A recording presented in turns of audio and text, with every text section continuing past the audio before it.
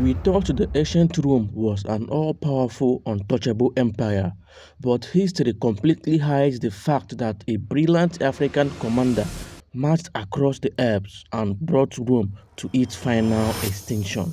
Rome, the eternal empire, a superpower built on conquest, arrogance, and the belief that they could never be defeated.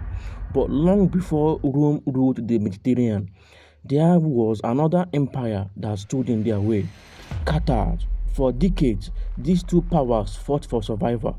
Rome thought they had broken Carthage forever.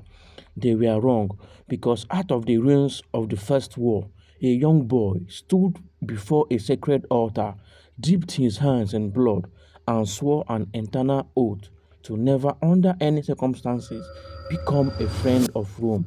His name was Hannibal Barca.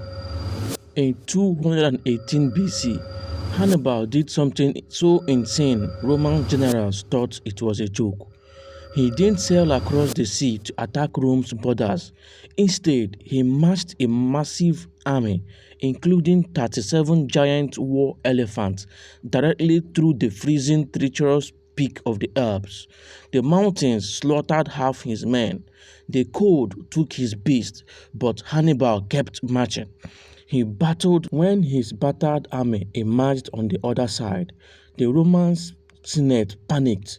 The nightmare was no longer across the sea. The nightmare was in their backyard. Battle of Cannae. Rome sent 80,000 legions to crush him. Hannibal purposely led the center of his battle line weaken and retreat. The Romans, thinking they were winning, rushed forward to the gap. It was a total mistake. Hannibal's elite flank swung around like a giant trap, completely surrounding the Roman army. In a single afternoon, over 70,000 Roman soldiers were eliminated. It remains the deadliest single day of combat in Western history. For 15 years, Hannibal marched across Italy, undefeated, keeping Rome trapped inside its own walls. But despite his genius, Carthage failed to send him reinforcements. Rome survived by the skin of its teeth, eventually taking the war to Carthage's doorstep.